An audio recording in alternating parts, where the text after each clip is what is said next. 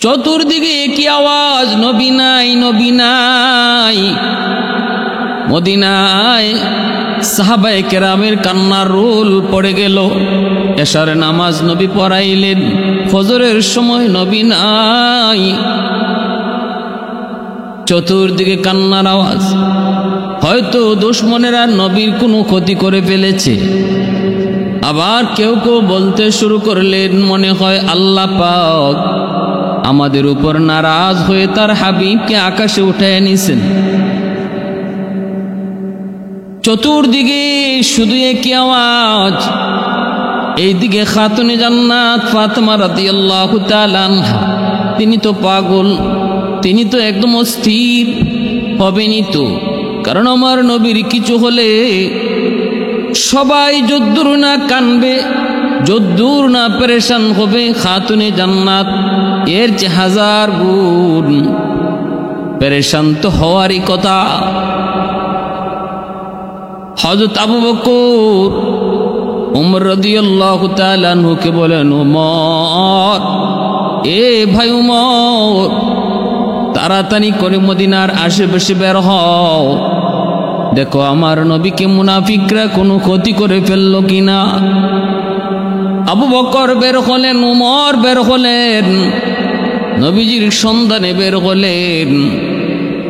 রাখালেরা ওই দিক থেকে আসতেছে। রে রাখাল, তোমরা কি দেখেছো নবী, রহমতের নবী, তোমরা কি পেয়েছো?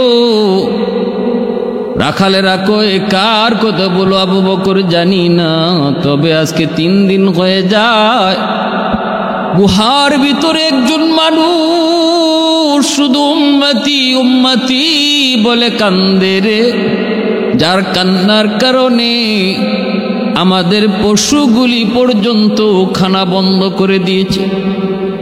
উট তার খানা বন্ধ করে দিয়েছে, ছাগলগুলি তার খানা বন্ধ করে দিয়েছে, দুম্বাও খানা খায় না। এমনকি প্রতিটা পশু তার চোখের পানি ঝরায় ঝরায় ওই মানুষটার সাথে কান্নায় শরীক। এরে আবু বকর, আজ 3 দিন হয়ে যায়, আজ 3 দিন হয়ে যায়, দয়া করে তোমরা এই লোকটাকে গুহার ভিতর থেকে একটু নিয়ে যাও। আবু বকর সিদ্দিক হযরত ওমর ফারুককে ডাক দিয়ে বলে, ভাই ওমর, উম্মতি উম্মতি বলে আর কেউ কান্না করে না রে। আমার বুঝ হয়ে গেছে তিনি উম্মতের কান্ডারি নবী, উম্মতের কান্ডারি নবী, রহমতের নবী, সরওয়ারে দু জাহান ব্যতীত কেউ উম্মতের জন্য এভাবে কান্দে না। চল। হযরত ওমর, আবু বকর দুজন চলে আসলেন, পাহাড়ের কাছাকাছি ঢুকলেন। আল্লাহর নবী ফুফায় ফুফায় কাঁদতেছেন।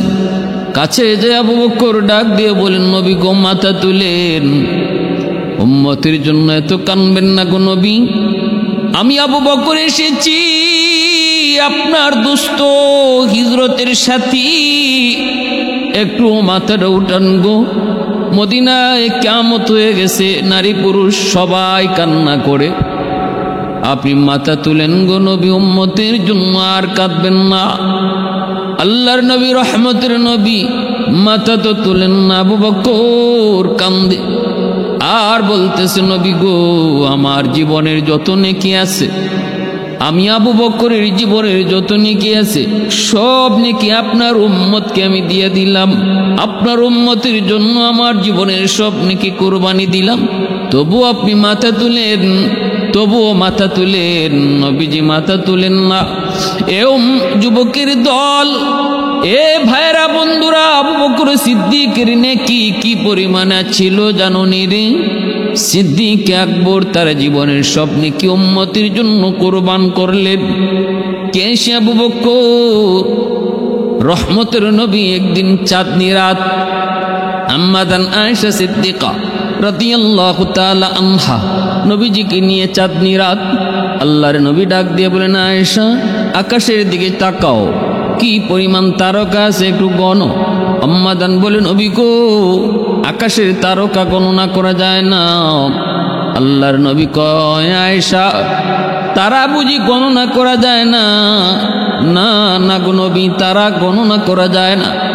নবী বলতেছে, আয়েশা জানোনি, এই তারার চেয়েও আমার উম্মতের ভিতরে আমার সাহাবীদের মধ্যে একজনের নেকি এই অগণিত তারকার চেয়েও বেশি।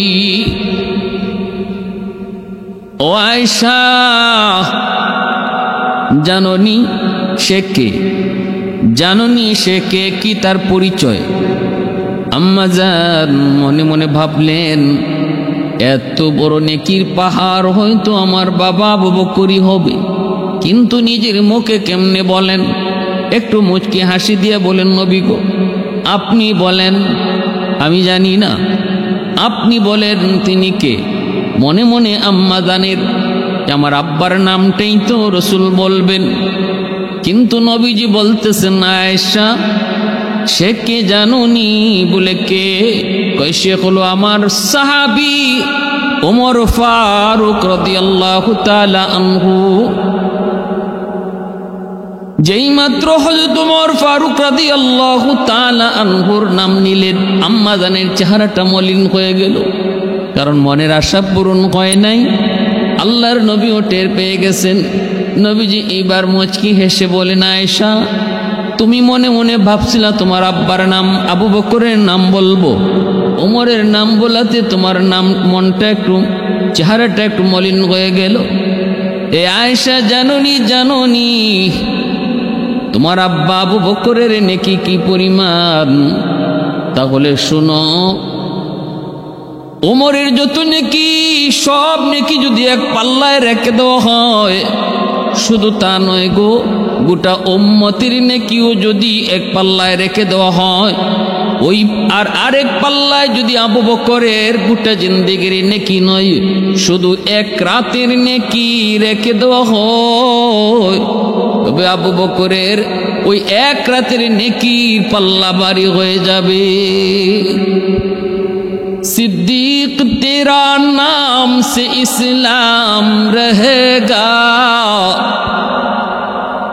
सिद्दीक तेरा नाम से इस्लाम रहेगा, दुनिया की सदाकत में तेरा नाम रहेगा, दुनिया की सदाकत में तेरा नाम रहेगा, फारूक तेरा नाम से इस्लाम रहेगा, दुनिया की अदालत में तेरा नाम रहेगा, दुनिया की अदालत में तेरा नाम रहेगा, उस्मान तेरा नाम से इस्लाम रहेगा, दुनिया की सखावत में तेरा नाम रहेगा, दुनिया की सखावत में तेरा नाम रहेगा, हैदर तेरा नाम से इस्लाम रहेगा, दुनिया की शजाअत में तेरा नाम रहेगा, दुनिया की शजाअत में तेरा नाम रहेगा। আবু বকর সিদ্দিক আল্লাহর নবীর কাছে যেয়ে বলেন, নবী গো, ওগো নবীজি মাথা তুলেন, মাথা তুলেন, আমি ও আবু বকর আমার জিন্দেগির সব নেকি আপনার উম্মতকে দিয়ে দিব। ইয়া রাব্বি হাবলি উম্মতি উম্মতি কয়া আর কাঁদবেন না গো নবী। আল্লাহর নবী মাথা তুলেন না। এবার হযরত ওমর নবীকে সালাম দিয়ে কই, নবী গো, আমি ওমর, যে ওমর তলোয়ার নিয়ে বের হয়েছিল আপনার কল্লা নেওয়ার জন্য, সেখানে নিজের কল্লা আপনার পায়ের তলে দিয়ে দিল। আমি তো সেই ওমর, যে ওমর তলোয়ার নিয়ে বের হয়েছিল আপনার মাথা মোবারক নেওয়ার জন্য, কিন্তু নিজের মাথারে আপনার পায়ের নিচে দিয়ে দিলাম। ওগো নবীজি আর কাঁদবেন না গো, মদিনার মানুষ আর কান্না করেন না, মদিনার মানুষকে আর পেরেশানিতে ফেলায়েন না। নবী গো মাথা তুলেন, আমি উমর আমার জিন্দেগির যত নেকি আছে সব নেকি আপনার উম্মতকে দিয়ে দিব। এরপরও রহমতের নবী মাথা তুলেন না, নবীজি মাথা তুলেন না। আল্লাহর নবী চুপ। আল্লাহর নবী তবু ইয়া উম্মতি ইয়া রব্বি উম্মতি ইয়া রব্বি উম্মতি কয়ে কান্দে। ওসমান আলী তারাও বের হয়েছে নবীর সন্ধানে। এইবার আবু বকর ডাক দিয়ে বলতেছে, ভাই ওমর চলো মদিনার দিকে চলো, লাভ হবে না, আমাদের পক্ষে সম্ভব হবে না, তাড়াতাড়ি করে মদিনায় চলো। ফাতেমা সারা হাসান হুসাইন সারা নবীকে কেউ আনতে পারবে না রে, দ্রুত মদিনার দিকে রওনা করো। হাসান হুসাইন লাগবে, খাতুনে জান্নাত ফাতেমা লাগবে। দুজন মদিনার দিকে রওনা দিছেন পাগলের মতো। উসমান আলী দেখা হয়ে গেল। আবু বকর বলতেছে, ভাই উসমান, এরে আলী, নবীর সন্ধান পেয়েছি কিন্তু যায় লাভ নাই, দ্রুত ফাতেমার ঘরে যাও। হাসান হুসাইন আর ফাতেমা সারা নবীকে ওই জায়গা থেকে কেউ আনার ক্ষমতা নাই, দ্রুত করে ফাতেমার ঘরের দিকে রওনা দাও। দ্রুত তারা চারজন চলে আসলেন। ফাতেমার কাছে এসে কথা বলতে পারেন না, চারজন কান্দে। ফাতেমা তো কান্দতেছেনি, ডাক দিয়া বলতেছে, কি ব্যাপার আপনারা চারজন কান্না করেন, আমার আব্বার খবর কি? আমার বাবা কই, আমার বাবা কই, আমার বাবা কই? জবাব নাই। খাতুনে জান্নাত আলীর গায়ে জড়ে কয়, স্বামী গো একটু কও কই আমার আব্বা, কোথায় তোমরা পাইছো? কেউ দি কোনো কথা বলো না, কান্না করো কেন? তাহলে বুঝি আমার আব্বাকে বেঈমানরা শহীদ করে ফেলেছে, মুনাফিকের দল বুঝি আমার আব্বার ক্ষতি করে ফেলেছে, তাড়াতাড়ি করে কও। কান্না করেন আলী, চোখের পানি মুইছে কয়, ফাতেমা না না গো, মায়ার নবীর কোনো ক্ষতি দুশ্মনেরা করে নাই, কিন্তু নবী উম্মতি উম্মতি কইয়া 3 দিন যাবত পাহাড়ের গুহায় কান্না করে। আমরা গিয়েছি, আবু বকর ওমর জীবনের সব নেকি কোরবানি দিছে, উম্মতকে দিয়ে দিছে, নবী মাথা তুলেন না।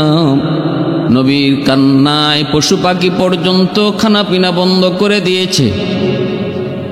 কেউ নবীকে তুলতে পারে না, কেউ নবীর মাথা উঠাইতে পারে না, নবী কারো কথা শুনেন না, শুধু কান্না করে। ফাতেমা তাড়াতাড়ি চলো, তাড়াতাড়ি করে চলো, তাড়াতাড়ি করে চলো। খাতুনে জান্নাত ফাতেমা রাদিয়াল্লাহু তাআলা আনহা হাসান হুসাইনকে সাথে নিয়ে চলে আসলেন নবীজির কাছে। এসে ডাক দিয়ে বলতেছে, বাবা গো, আপনার কলিজার টুকরা মেয়ে ফাতেমা চলে এসেছে গো বাবা। ও বাবা, আপনি আজকে 3 দিন আপনার কলিজার টুকরা মেয়ে ফাতেমারে থইয়া একা একা আপনি কেমনে পাহাড়ে আছেন গো? কেমনে আছেন? যেই ফাতেমারে না দেখলে আপনি ঘুম আসে না, যেই ফাতেমারে না দেখে আপনি ঘুমান না। আজকে 3 দিন আপনি এখানে কেমন করে আছেন? আপনি তো জানেন গো বাবা, ক্ষুধার যন্ত্রণা হাসান হুসাইন ভুলে যায় যদি আপনার চেহারাটা দেখে। কিন্তু আজকে 3 দিন হাসান হুসাইনকেও আমি কোনো জবাব দিতে পারি না, যে হাসান হুসাইন আপনার চেহারা দেখলে পরে ক্ষুধার যন্ত্রণা ভুলে যায়, কোনো জবাব আমি দিতে পারি না। বাবা গো, আমি তো আমার আম্মার কাছ থেকে ওয়াদা করে নিয়েছি, মৌতের সময় আমার আম্মা খাদিজাতুল কুবরা রাদিয়াল্লাহু তাআলা আনহা মৌতের সময় তোমার হাতখানা আমার হাতে দিয়ে তিনি ওয়াদা করেছিলেন, মারে আমি দুনিয়া থেকে বিদায় নিতেছি। এ মা, যতদিন মা দুনিয়ায় ছিলাম কোন দুশ্মন তোমার বাবার গায়ে টুকা দিতে পারে নাই। আজ আমি বিদায় নিতেছি রে মা। যাবার সময় তোমার বাবাকে কার হাতে রেখে যাব? মা ফাতেমা, তোমার হাতে তোমার আব্বারে সমঝাইবে। আমি বিদায় নিতেছি, কোনদিন বাবারে একা ফালায় কোথাও যাইবা না, বাবারে একা কোথাও যাইতে দিবা না। সব সময় বাবার পাশে তুমি ডাল হয়ে থাকবা।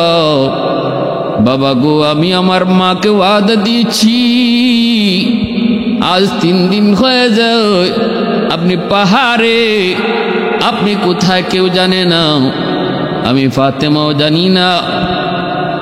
ওগো বাবা, আপনি উঠেন, উঠেন, আমার জীবনের স্বপ্নে কি আপনার উম্মতরে দিলাম, হাসান হুসাইনকে আপনার উম্মতের জন্য কুরবানি দিলাম। মাথাটা তুলেন গো বাবা। সাথে সাথে আল্লাহ পাক জিব্রাইলকে পাঠিয়ে দিয়েছে, জিব্রাইল তাড়াতাড়ি যাও, আমার বন্ধুকে যে বলো বন্ধু মাথা তোলার জন্য। ফাতেমা চলে আসছে, জীবনের নেকি উৎসর্গ করেছে, হাসান হুসাইনকে উম্মতের জন্য কুরবানি দিয়ে দিছে।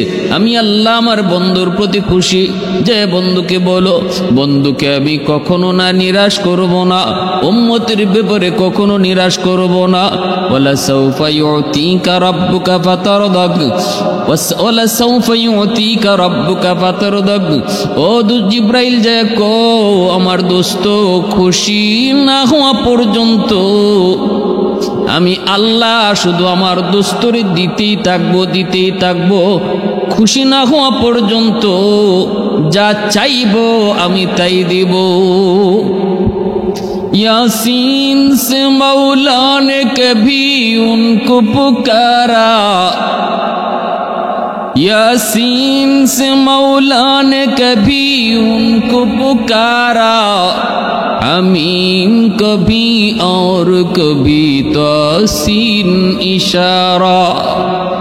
वल्लैल में जुल्फ़े मुहम्मद के तरन्नुम, والشمس में रुखसाराए अहमद का तरन्नुम, वल्फजर में है सुबह रिसालत की बशारत, वल्असर में है दौर नबूवत की बशारत, हर फूल में है रूय मदीना का तबस्सुम, शाखों की लचक में बेक़दा का तकल्लुम।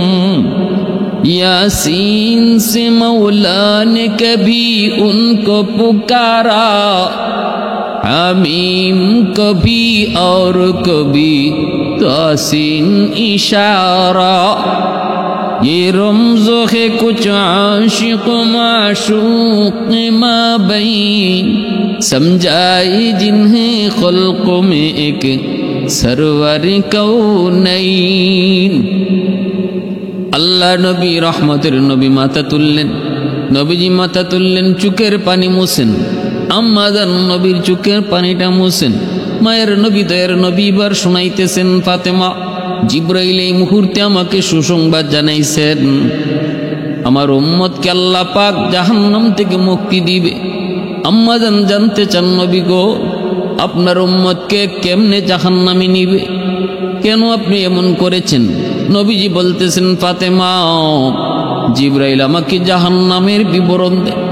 বলতেছে, নবী গো জাহান্নামের প্রথম স্তরে এমন, দ্বিতীয় স্তরে এমন, তৃতীয় স্তরে এমন, চতুর্থ স্তরে অমুক, পঞ্চম স্তরে অমুকেরা, ষষ্ঠ স্তরে, প্রথম থেকে নিয়ে ষষ্ঠ স্তর পর্যন্ত জিব্রাইল আমাকে বলল। সপ্তম স্তরটা জিব্রাইল বলে না, আমি জিব্রাইলকে বললাম, ভাই জিব্রাইল সপ্তম স্তরের কথাটা কও না কেন?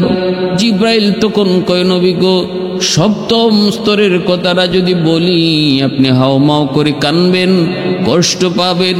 নবী বলতেছে, ভাই জিব্রাইল কও। এবার জিব্রাইল কয়, নবী গো জাহান্নামের সপ্তম স্তরে আপনার উম্মত যারা গুনাহগার নাফরমান এরা থাকবে। এই কথাটা শোনা মাত্র আমি বেচैन হয়ে পড়েছি, অস্থির হয়ে পড়েছি, চলে এসেছি নির্জনে, উম্মতের জন্য কান্না করি। এই মুহূর্তে আল্লাহ আমাকে সুসংবাদ জানাইছে, বন্ধু এই উম্মতের ব্যাপারে আমি তোমাকে খুশখবর দিলাম। কেমনে? মায়ার নবী দয়ার নবীকে আম্মাজান জিজ্ঞেস করে, নবী গো কেমন করে আপনার উম্মতকে জাহান্নামে নিবে, আবার কেমন করে মুক্ত হবে। আল্লাহর নবী কয় আমার উম্মতকে যখন নিবে, উম্মত তখন লা ইলাহা ইল্লাল্লাহ মুহাম্মাদুর রাসূলুল্লাহ এই জিকির করবে, হ্যান্ডকাপ লাগানো হবে না। সকল উম্মত জাহান্নামী হইলে তাদেরকে হ্যান্ডকাপ লাগানো হবে, কিন্তু আমার উম্মতের হাতে পায়ে কোনো বেড়ি লাগানো হবে না, হ্যান্ডকাপ লাগানো হবে না, নিয়ে যাবে। কিন্তু যেই মাত্র লা ইলাহা ইল্লাল্লাহ মুহাম্মাদুর রাসূলুল্লাহর জিকির করবে, তখনই জাহান্নাম পিছনের দিকে চলে বলবে কি ব্যাপার, তোমরা আবার পিছনে আসতে চাও কেন, পিছনে চলে আসছো কেন? জাহান্নাম বলবে যেই মালিকের জিকির, যেই নবীর নামের জিকির, এই জিকিরের পর আমি কেমন করে তাদেরকে গ্রাস করি, কেমন করে গ্রাস করি। এই অবস্থায় মালিক দারোগা বলবে যেই মালিকের নাম নিয়ে ওরা জিকির করে, এই মালিকের নির্দেশ, ওদেরকে তুমি ধরো। জাহান্নাম তখনই তাদেরকে ধরবে, দইরা জাহান্নাম তাদেরকে ভিতরে নিবে। কিন্তু অজুর স্থানগুলি চমকাইতে থাকবে, কুররাম মুহাজ্জিলিনা মিন আসারিল ওযু, অজুর স্থানগুলো চমকাইতে থাকবে। জাহান্নামের ভিতরে জ্বলবে জ্বলবে, কয়লার মতো হয়ে যাবে। জিবরাইল আমিন জাহান্নামের ভিতরে ঢুকবেন। আল্লাহ পাক রব্বুল আলামিন তখন কইব জিবরাইল যাও জাহান্নামটা একটু দেইখা আও। জাহান্নামের ভিতরে ঢুকলে পরে তখন উম্মতে মুহাম্মদি জিবরাইলকে জিজ্ঞেস করবে আপনি কে গো? কয় আমি জিবরাইল, শুনেছি আপনার নাম আমার নবীর জবান থেকে, আপনি আমাদের নবীর কাছে এসেছেন। জিবরাইল আমিন 24,000 বার নবীজির কাছে আগমন করেছেন। জিবরাইলকে পায়া উম্মতে মুহাম্মদির মনের ভিতরে অনেকটা প্রশান্তি জাগবে। একটু কইব যাও, একটু যে আমাদের নবীর কইও আমরা বড় বিপদে আছি গো, আমরা জাহান্নামে আছি, জ্বলতেছি। জিবরাইল যাবে, আল্লাহ পাক কইব জিবরাইল জাহান্নামীরা কিছু কইছে নাকি? ওগো আল্লাহ, উম্মতে মুহাম্মদিরা তাদের নবীকে এই সংবাদ দিতে কইছে। আল্লাহ কইব জিবরাইল যাও আমার দোস্তরে যায় জানাও তার উম্মতের হালত। নবীকে জানানো মাত্রই নবীজি মাকামে মাহমুদে মাথায় সাথে সাথে সেজদায় পড়ে আল্লাহর কাছে কান্না করবে। এমন কান্না শুরু করবে, আল্লাহ পাক তখন বলবে ইরফা রাসাক ইয়া মুহাম্মদ সালতুতাক, ও মুহাম্মদ মাথা উঠাও। কুল তুসমা, তুমি কি বলতে চাও বলো, শোনা হবে। সালতুতা, তুমি কি চাও, চাও আমায়, আমি তোমাকে তাই দেব। তখনই নবী কইব আল্লাহ উম্মত আমার জাহান্নামের ভিতরে পইরা জ্বলতেছে, আমার কাছে আশ্রয়, আমার কাছে সাহায্য চাইছে। আল্লাহ পাক রব্বুল আলামিন তখন বলবে বন্ধু যাও জাহান্নামের ভিতরে ডুইকা যাদেরকে দেখো তাদেরকেই তুমি বের করো। নবী কইব আমি ডুইকে ডুইকে দেখবো আমার উম্মতের অজুর জায়গাগুলা চমকাইতেছে। গুররাম মুহাজ্জিলিনা মিন আসারিল ওযু, এ যুবক গুনাহ করবা, গুনাহ হয়ে যাবে, আল্লাহ চাইলে মাফ করবে, কিন্তু নামাজি মানুষের অজুর জায়গাগুলা যখন চমকাবে, আল্লাহর নবী সেই চমকানো জায়গা দেইখা দেইখা আল্লাহর নবী তাকে চিনা জাহান্নাম থেকে মুক্ত করবে। এজন্য বলতেছিলাম মায়ার নবী দয়ার নবী বলতেছে ফাতেমা উম্মতের এই কঠিন বিপদের কথা শুই না আমি কাঁদছিলাম, আর এই মুহূর্তে জিবরাইল আমাকে এই সুসংবাদ শোনায় গেছে। উম্মতের দরদি নবী, কান্ডারি নবী, উম্মতের জন্য কাঁদছেন, উম্মতের জন্য পেরেশান ছিলেন। আজ নবী রওজায় শুয়া শুয়া উম্মতি উম্মতি কুয়েই কান্দে, উম্মতি কুয়েই কান্দে। হাসরের মাঠেও রসুল যখন উঠবে সর্বপ্রথম, তখনও উঠতেই কইব আল্লাহ বুরাকের পিঠে পরে উঠবো, আমার উম্মত কই, আমার উম্মত কই। আল্লাহ কব দোস্ত এখনো হাসরের মাঠ কায়েমই হইছে না, তোমারই সবার আগে তুলছি, এর পরে তো হাসরের মাঠ কায়েম হবে। তুমি